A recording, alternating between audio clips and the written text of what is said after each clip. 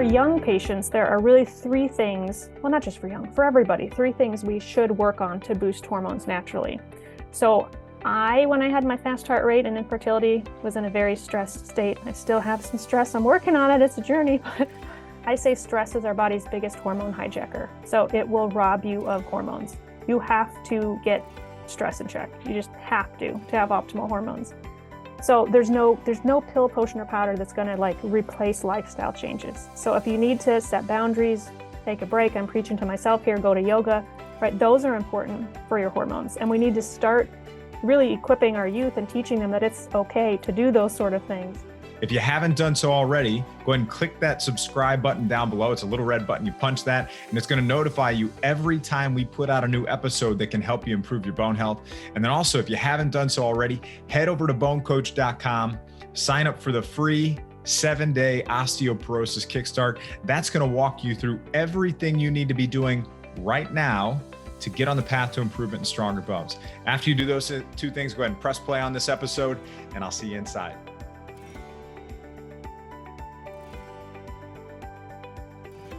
Welcome to this episode of the BoneCoach Show. Joining us today to explore building optimal health in our later years is Stephanie Gray. Stephanie Gray is a functional medicine practitioner who helps men and women build sustainable and optimal health and longevity so that they can focus on what matters most to them.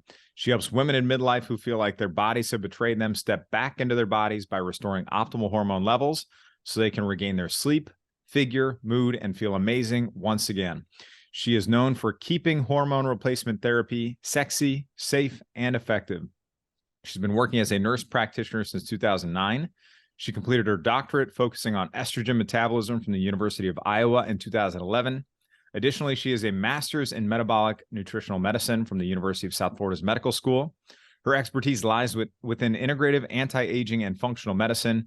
She's arguably one of the Midwest's most credentialed female healthcare providers, combining many certifications and trainings.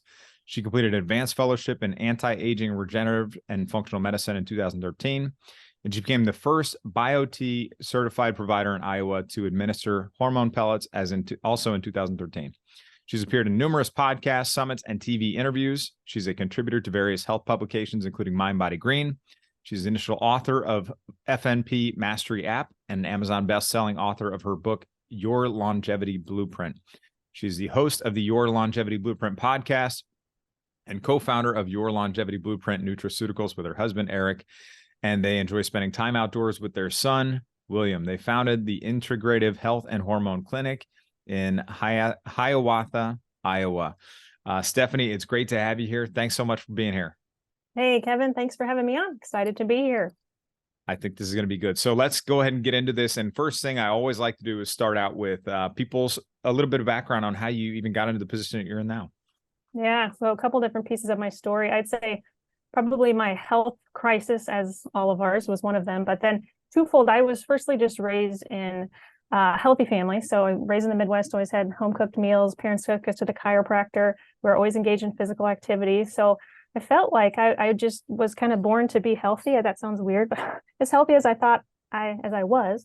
One day sitting at my desk, my heart took off to the races. And I'll never forget that day because I was sitting at my desk, had a great morning seeing patients. I'm just sitting there, and all of a sudden I had tachycardia, which is the medical term for fast heart rate. And so, as you read in my bio, my husband's our office manager, and I tried to buzz him on my office phone, but I was so disoriented. I didn't even know what button to push. I thought I was having a heart attack. I wasn't sure what was going on. And I kind of made it down the hallway of my clinic. My nurse found me. I was super pale. Obviously, I went to the emergency room that day. And long story short, this landed me at Mayo Clinic. And Mayo Clinic told me I could take a medication to control my heart rate, which was an option. And sometimes we need those options, right? But I knew that taking a medication wasn't going to tell me why this was happening to me. I knew there was a root cause of my problem. And so as a functional medicine practitioner, I wanted to get to that root cause. So also at the same time, I was struggling with infertility. And so a lot of my friends were on to kind of like kid 3 and 4, and my womb was still empty. And I kind of had to succumb to the reality that I may not have kids. And that was, owning the hormone clinic, that was really hard for me because I felt like a failure. Like, why can I not have kids? I can help other patients get pregnant. What's going on with my health? So I wasn't as in tune to my health as I thought I was at that time, but it's only kind of furthered my passion and helped me write my book, Your Longevity Blueprint, to help rebuild my health. And now I'm able to share that kind of that whole roadmap or blueprint with my patients. That's wonderful. And you really have from what I understand, a passion for functional medicine. And could you just explain maybe what's the difference between functional and conventional medicine? Yeah, I love talking about this. And you probably have had a lot of guests on your show who have maybe echoed some of this, but the analogy that I use in my book to kind of compare is the fire department versus the carpenter approach. So conventional medicine is more of the fire department, right? And so they're here to put out big, bad, ugly fires. So their two tools are an axe and a hose, AKA drugs and surgery. So for me, right, I could have taken medication to control my heart rate. And believe me, there's time and place for drugs and surgery, right?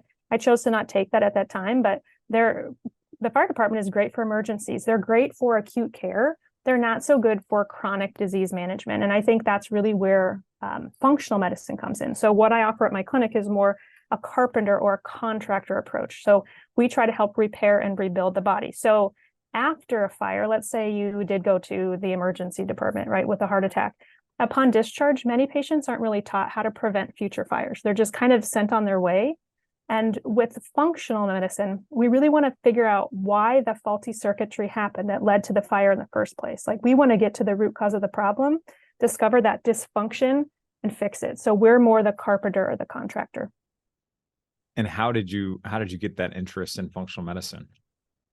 I mean, my parents, they weren't hippies, but they were growing wheatgrass juice on the counter. Like, growing up, I almost went to chiropractic school, but I wanted the ability to prescribe drugs. So I almost felt like it was in my blood to just, want to discover the root cause of the problem. I just knew there was more to health. I think my parents were also self-employed and they had a high deductible. So they didn't want to take us to the doctor. They wanted to keep us healthy. And so we always took vitamins and whatnot. And I think, I did go through conventional training because I wanted those prescriptive privileges, but I knew that there was kind of more to the story. So I guess the other tangent that kind of led me to functional medicine is I specialized with urinary incontinence in school. And I really figured, like, there has to be a way to prevent this, right? To prevent all these individuals from ending up in nursing homes with urinary incontinence. And it turns out there is a non-surgical, non-pharmacological option for incontinence. And I thought, if there's non-surgical, non-pharmacological options for treating incontinence, well, there probably are non-surgical, non-pharmacological options for tachycardia and infertility and all these other problems. And so I was really lucky. I had someone introduce me to American Academy of Anti-Aging Medicine, and I went to a conference, and the rest is history. I just thought, this is how I want to practice. This is how I want to change lives. And that's what I've been doing since. Love it. And I know you wrote your book, your longevity blueprint, and in that book, you talk about a house blueprint concept. Can you kind of break that down for us? And how does this longevity blueprint build health? Yeah. So as I was going through my health crisis, I thankfully was already into functional medicine, right? And my husband kind of said, holy smokes, if you're falling apart and you're the one offering functional medicine, we better create some sort of roadmap, guideline, whatever, blueprint for our patients, because functional medicine can be very overwhelming. And so what I was trying to do through kind of my health crisis is navigate, how do I simplify what functional medicine can offer? And so I thought, this analogy came to me one day. I thought, okay, so we know how to maintain our homes. Hopefully we keep hair out of the drains, we change our furnace filters, we're mowing the lawn, right? How do we maintain our bodies? Like, it comes to us so naturally, how to, maintain our homes so that our homes last a long time.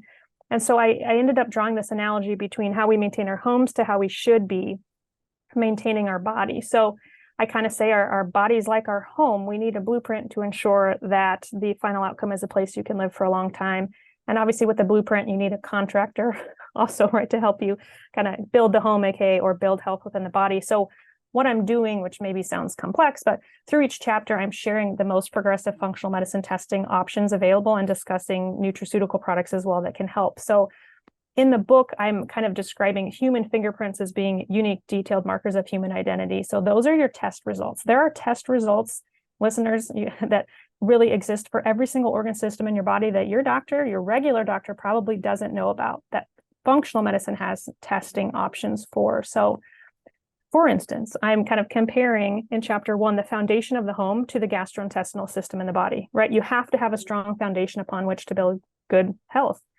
And so from a functional medicine standpoint, we believe that that the foundation of health is your gut. So, and I know I interviewed you on my podcast, and we talked a little bit about gut health and absorption of nutrients and whatnot. And so that's kind of coming full what do you call it, throughfold here, but I'll just briefly go through the next couple chapters. So in chapter two, I'm comparing the framework of the home to the musculoskeletal and nervous systems of the body. And then in chapter three, the electrical work of the home to genetics in your body, right? You want some genes turned on, some genes turned off. Chapter four, I'm comparing kind of having the appropriate keys to unlock certain doorways to repleting nutritional deficiencies in the body. Chapter five, I'm discussing tackling the laundry. So comparing your laundry room to your liver and gallbladder in the body. And then chapter six is my favorite, kind of comparing the heating and cooling system in the body to optimizing your hormones to your endocrine system. Chapter seven, I'm comparing kind of the plumbing, because you want to have clog-free plumbing in the home, right, to cardiovascular disease and just reducing that within the body. Chapter eight, maintaining roof integrity, comparing that to the immune system, kind of keeping that strong within the body. And then chapter nine is all about finding that contractor. So it's a lot. It's very long. It's like 350-page book, but most patients really have appreciated that because they know that there have been organ systems for their health that have been neglected that they really need to deal with. And where do hormones fit into that picture? So again, this is where I'm kind of comparing the heating and cooling system in the home to the endocrine system in the body, right? You want to have comfortable temperature in your home. You don't want to be too cold, not too hot, right? So you don't want to have low thyroid. You don't want to necessarily have menopausal symptoms either. So this is where I'm talking about how important it is to optimize adrenal, thyroid, and sex hormone health for men and women. And I really talk about ways, which we can get into today, to boost hormones naturally, or options for safe hormone replacement therapy, because some patients, they really do need hormone replacement therapy, despite what they may have been told. I go through a lot of dispelling of myths pertaining to hormone replacement therapy, and most importantly, get to talking about estrogen metabolism, kind of how the liver detoxifies estrogen to really reduce estrogen-related cancers. And how do you test for hormones in your clinic, like hormone imbalances and things like that? Yeah, there are various different ways. So we can do saliva, blood, or urine testing. My favorite is urine testing. My doctorate was on estrogen metabolism. So I really enjoy looking at how someone is detoxifying from estrogen in the environment or from what they're taking. So urine testing is great for looking at breast cancer risk, or if someone has like fibroids, cysts, endometriosis, prostate cancer, even colon cancer, urine testing is wonderful. For younger patients, I like saliva hormone testing through the full month, because then we can kind of match symptoms to labs. So if a woman's having a headache with ovulation or, preceding bleeding, we can compare symptoms with labs and really capture what's happening through the month. But the majority of what I do is in blood testing. So I see a lot of perimenopausal and postmenopausal women who want they want natural, safe hormone replacement therapy. And for those patients, we're doing blood testing, because let's face it, most of those patients are just low. It doesn't matter how you test them, they come back low, and we need to optimize their levels. Sure. And what are some of those specific tests, maybe, that if you could highlight even just a few of the ones that we want to look at? Yeah, so in the blood for women, I will test FSH, follicle stimulating hormone. That's the menopause marker. So the higher that is, the more the body is screaming for estrogen. And I have women with very high FSH levels. Then we'll test estrone and estradiol. I don't just look at estradiol. Estradiol can convert to estrone. So especially in postmenopausal women, we want to check estrone. I've had a lot of patients, unfortunately, get kind of overdosed in estrogen, because they'll go to their doctor with hot flashes. An estrogen level may get checked, it may not get checked. They'll get put on estrogen, and then their estrogen comes back, hundreds of points too high, and they have estrogen dominant symptoms, when if their provider would have ever checked estrone, they would have figured out they really didn't need estrogen. They actually needed progesterone or testosterone. So I do check estrone and estradiol. I check progesterone, testosterone. Depending on the age of the patient, if they're younger, I'll check DHEA and pregnenolone, because we can certainly use those as precursors to boost hormones. But if they're of the age where, we'll just say, the ovaries have kind of, they've had a long life, they've kind of shriveled up and thrown in the towel, and they're kind of done producing hormones, we're going to just get to hormone replacement therapy. So I'll skip over the DHEA and the pregnenolone. I think I said testosterone, if I haven't already. I'll test cortisol, and then we'll run a full comprehensive thyroid panel as well. And why are hormones important to the aging process? So, I mean, obviously this is going to be something that everybody is going to come to this kind of decision point where it's like, do I do hormones or not? Or what are the cases where you wouldn't actually do hormones? Oh, there are a few. Maybe let me highlight 3 reasons, aside from symptoms, that someone would consider hormone replacement therapy. So to protect their bones, which obviously you're big on, right? Protect their brain and to protect their heart. So if you want to age well, right, you want to live longer, healthier, happier life, hormones can, I believe, really strongly help. Now, hormones also help when you think of, and I can kind of break this down, and I know you've had other guests on who probably have talked about this, but hormones can also help with other symptoms. So low estrogen symptoms, which I see all the time, are things like vaginal dryness, urinary incontinence, hot flashes, night sweats, brain fog. Low progesterone is very common. That's kind of the first hormone I see to go in younger women. And that was something I needed when I was going through infertility. I actually had to take progesterone shots through my pregnancy. So low progesterone can lead to heavy cycles and anxiety, irregular cycles, poor sleep, I'll even say irregular bleeding, whatnot. And then low testosterone can lead to low mood, motivation, drive, libido, energy, muscle mass, whatnot. And then, like I said, I mean, all the hormones can help with bones and memory and with heart health. And so when you kind of ask who wouldn't take hormones, my first instinct is, well, everybody needs them. But there are some select cases where we wouldn't give them. So epilepsy is one. If a woman has epilepsy, we don't give estrogen. We can give progesterone and testosterone, but we would be very cautious with estrogen use.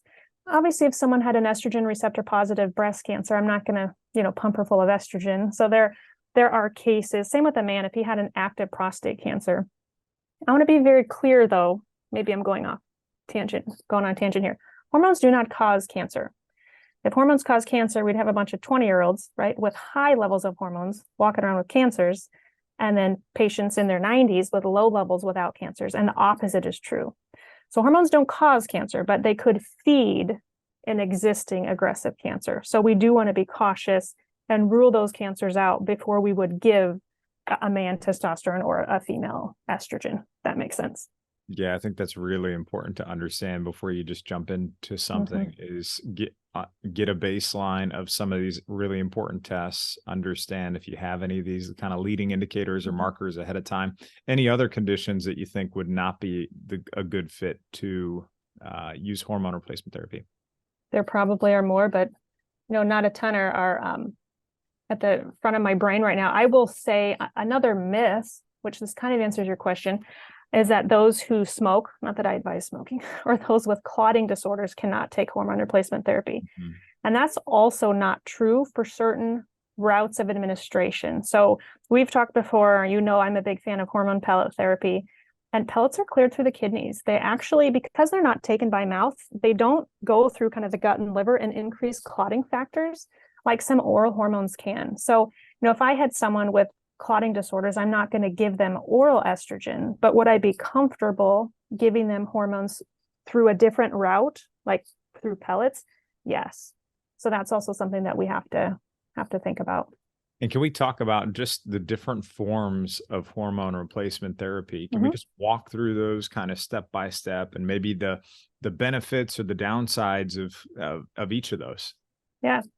So typically when patients come to my office, we do a very thorough history. They fill out a symptom questionnaire. We're looking at their labs, right, to then determine which form of hormones is best suited for them. So I would say the entry level to hormone replacement therapy would be an option like a topical gel or cream. And when I started my practice, I prescribed a lot of those, and they work for some people to a certain extent, right?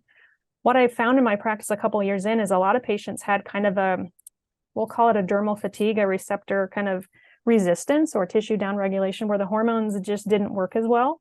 And so I had to learn some other routes of giving hormones. But those, for patients who are super sensitive, who just want to start with entry level, I think topicals are very reasonable. Are they going to help build bones to the extent pellets can? No, but they can help. There are also sublingual lozenges. You can get hormones by compounding pharmacy. You can compound different options under the tongue. There are also pills. There are patches. And then lastly, there are pellets. So I'm a big fan of pellets. They're more aggressive. I think they're the most superior option, but they also come with the greatest risk of side effects. You want me to kind of break those down? That'd be great to kind of understand that. Sure. So in a woman who has a uterus, too much estrogen can cause her to bleed. Most of my patients don't want to bleed. They've bled for years. They come to me, they don't want to keep bleeding. So we don't want to give a woman too much estrogen. Too much estrogen can cause breast tenderness, fluid retention, and weight gain. So we want to be very cautious how much we're giving and make sure we balance that out with progesterone. Too much testosterone can cause acne, oily skin, hair growth like peach fuzz, and even some whiskers. A woman's not going to grow a beard, but she can get some whiskers, right? And then hair loss on the top of the head if we give too much. Now, sometimes patients say the benefits outweigh even those risks, and they like the hormones regardless.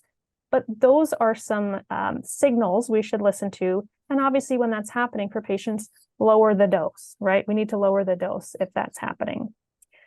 Side effects of progesterone are probably few and far between. I mean, it can cause somnolence, but that's kind of why we give it at night. It's great for sleep. I've had very few patients not tolerate progesterone, but occasionally it'll cause breast tenderness or headaches or low blood pressure. So we need to watch for those. But I would say it's very well tolerated. Progesterone is.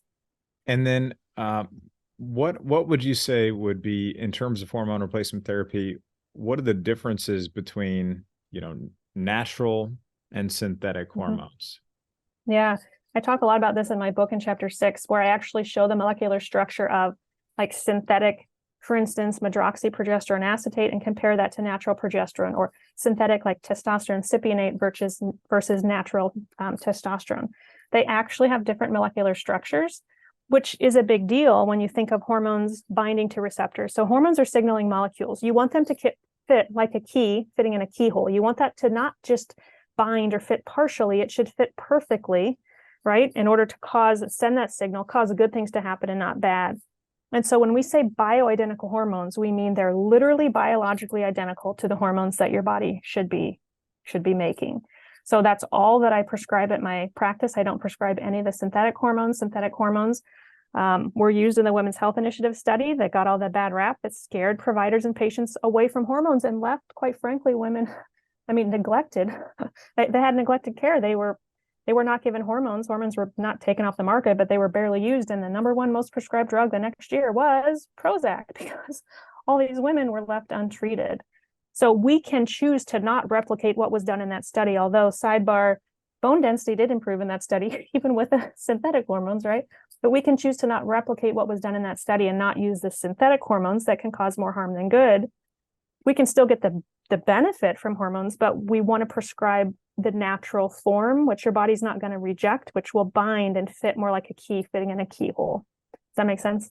Yeah, of course. And I know you already touched on in terms of, do hormones cause cancer, that's the biggest concern for most people when they're considering it. Yep. No, hormones don't. I would say that we can go back to the Women's Health Initiative study, which is, again, partially where that hype came from. And not only did they use synthetic hormones, they gave oral hormones, right? And that's where, again, we can get into this, or maybe at the end of the podcast, get into estrogen metabolism. But we think that's where, in that study, some of that supposed cancer risk came from, is how it really didn't come down to estrogen itself, but how synthetic estrogen was metabolized through the body. So if the liver can't appropriately metabolize it, and we can look for those markers on urine testing, that's the strength of urine testing. We can see how the liver is handling that estrogen. And then if poorly, we can favorably impact that using certain nutritional strategies to reduce those sort of breast cancer, or it's not just breast cancer, it's ovarian and uterine and colon and prostate cancer risks as well.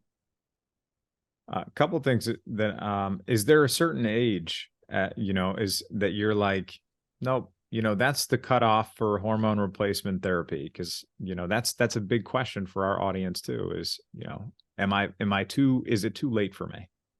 Never. At first I thought you were going to ask how young we would initiate it, but you went the other way. You went, how late would you start someone? You could start there too, because I think go the full spectrum, because not only, our audience is mostly women 50 to 65 plus that have osteopenia, osteoporosis, but we've also got kids and grandkids and things like that too. So yeah, let's go ahead and go the spectrum.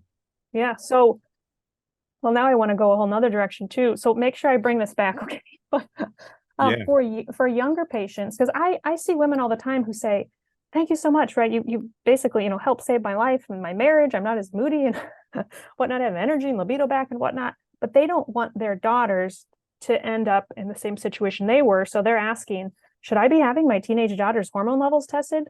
Heck yeah, I think we should be testing hormone levels at every age, if not every decade, so we can track trends and intervene sooner rather than later, right? Had I have known my progesterone was as low as it was, I probably could have gotten pregnant earlier than I did. Thank God. Spoiler alert, I did have a child eventually, thank God. But had I had known earlier, I could have intervened earlier. So it's never too early to test. So that's a huge take home. I think you should have hormone levels tested very early. We don't always initiate hormone replacement therapy in teenagers, right? But we can do a lot of things to boost hormones naturally for that patient population. So can I go there for a second and then go for come it, back yeah. to answering your question? So for young patients, there are really three things, well, not just for young, for everybody, three things we should work on to boost hormones naturally. So when I had my fast heart rate and infertility, was in a very stressed state. I still have some stress. I'm working on it. It's a journey, but I say stress is our body's biggest hormone hijacker. So it will rob you of hormones. You have to get stress in check. You just have to have optimal hormones. So there's no pill, potion, or powder that's going to like replace lifestyle changes. So if you need to set boundaries, take a break, I'm preaching to myself here, go to yoga, right? Those are important for your hormones. And we need to start really equipping our youth and teaching them that it's okay to do those sort of things. So reducing stress is one piece that we emphasize in young patients. Second piece is to really help fix nutritional deficiencies. And I know you're big on that too. So I know you've had celiac from interviewing you on my podcast, and I had positive celiac markers. I didn't have celiac disease yet, but I certainly had malabsorption of nutrients, one being magnesium. I was super low on, which is important for hormone production. So we run a comprehensive nutritional test on all of our patients. So we can look at vitamins, minerals, amino acids, antioxidants, and omegas. So really fixing nutritional deficiencies is important for so many reasons. For boosting hormones, it also helps with detoxification. And that's kind of the third tip with boosting hormones naturally, is you've got to really detox the body. So I have kind of three tips with detoxification that I recommend patients avoid. So and those are plastics, fragrances, and dairy. Plastics have endocrine disrupting properties, and plastics are all around us. So if you have, ketchup, baby formula, like cough spray, plastics are everywhere, and they can really, really alter our endocrine system, aka that heating and cooling system I was talking about, right, in the house, or that hormone system. And so really choose safe personal care products. Anything that has a fragrance is not good. So try to get fragrance-free products. And then my kind of last passion in that department is to really have patients with hormone issues avoid dairy. So when you think of dairy, right, dairy comes from a cow. The cow might have been injected with growth hormones. They're also eating probably pesticide-laden grains that may have mold toxins on them. All of those have endocrine disrupting properties. And then that dairy is served to you in a plastic-lined plastic jug. There's just layer upon layer upon layer of endocrine disrupting chemicals within dairy. So when I have patients who do have hormone imbalances at young ages, we get them off dairy. We run food sensitivity testing. I had to go off gluten, so did you. Like there are things other than dairy that are not good for hormones, but dairy can really impact hormones. And I have patients all the time who they'll go dairy free and suddenly their cycles are better. Their painful cramps are improved, right? So really taking out plastics, fragrances, and dairy are 2 or 3 huge points for helping detoxify the body to boost hormones naturally. But now I can go into back to the question you asked. So I started progesterone in my 20s, and I have had female patients who I've started hormones on. I think 20s is probably the earliest. I don't think I have any like teenagers that I like put on progesterone. But I do have, and I have men in their early 20s who have no testosterone, who I have put on testosterone replacement. And now I'm suddenly realizing something you asked earlier, like who would you not give hormones to? So testosterone can lower sperm count. So in a young patient, let's say they're recently married, wanting to have kids right away, that's something that would need to be discussed with that patient. That testosterone will lower sperm count short term. It'll recover when the testosterone, is stopped, and then the patient can reinitiate it once they're, pregnant. But that's also something to consider. So I've started patients pretty young on hormones, but we also need to concurrently be working on how to improve hormones naturally. And then on the flip side of that, I have patients in their 80s and 90s, don't have anyone over 100 on hormones, but I have patients in their 80s and 90s, and they and their children, don't plan on stopping them taking the hormones because they've aged so well. And they want to keep their faculties back to their heart, their brain, and their bones. They have no intention on stopping them because they've aged well, and they strongly believe hormones have been a part of that. So they plan to continue. Did I answer all that question? Yeah. And then one of the other things that I think about too is if somebody has had a hysterectomy, do they need hormone replacement? More than likely, yes. So I have had patients, sadly, in their 20s who've had hysterectomies, and they didn't find a hormone provider like ourselves until their 40s or 50s. And guess what? By that time, they have osteoporosis. By that time, they've lost their memory, maybe their hair, they're overweight, they're miserable. So the true answer to that is, based on hormone levels. So I have patients who have hysterectomies all the time. We try to prevent them from having the hysterectomy, but if you have one, we need to know if your ovaries are removed or not.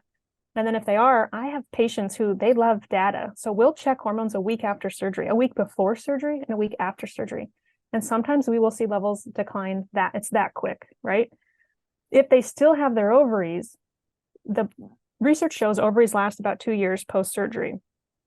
But even if they have their ovaries, if they don't have their uterus, blood supply has been cut to the ovaries. And that's why they don't tend to last a long time. So really how a provider should answer that question is, how do we know if a patient with a hysterectomy needs hormones? Well, how are they feeling and what are their labs, right? Combine those two together to make that decision, but sooner rather than later. Don't wait 20 years because we're not, I shouldn't say we can't gain what we've lost, but it's going to be a lot harder if we wait that long. Are there any other really important things regarding hormones or somebody's age or case or situation or anything like that you think is important for our audience to understand? Sure. Good question. Let me think. So I think one thing that's really important is to emphasize that women need testosterone. I think a lot of women think that testosterone is a male hormone, and it is absolutely not. Men and women both have more testosterone than any other hormone. Like, we need testosterone to live, literally. So it's okay for women to take testosterone. So I think that would be one thing. We already talked about how hormones don't cause cancer. I guess another myth is that you can only take hormones short term. So a lot of patients are told, well, maybe don't start them yet because you're only going to be able to take them for 5 years. So wait to take them until you need them, until you're having hot flashes or vaginal dryness. And I totally disagree with that. That applies to synthetic hormones. So I've been in practice, 13 years now. I have patients who have been on hormones a lot longer than that, and they're doing just fine. So if you want the benefits of the hormones, by all means, you can keep taking them long-term. Sounds good. This has been great. Dr. Stephanie, I appreciate you sharing all your knowledge and wisdom around hormones and things like that. I want to make sure people understand, where can they find you if they want to get in touch with you too? Yeah. So I have a couple websites, ihhclinic.com, which is Integrative Health and Hormone Clinic. And then my other brand, I guess, is yourlongevityblueprint.com. So that's where my book and my supplements. And I do have a free tip sheet there, the top tips to boost your hormones naturally that we discussed today. Obviously, my book is there as well, which you can get on Amazon, anywhere books are sold.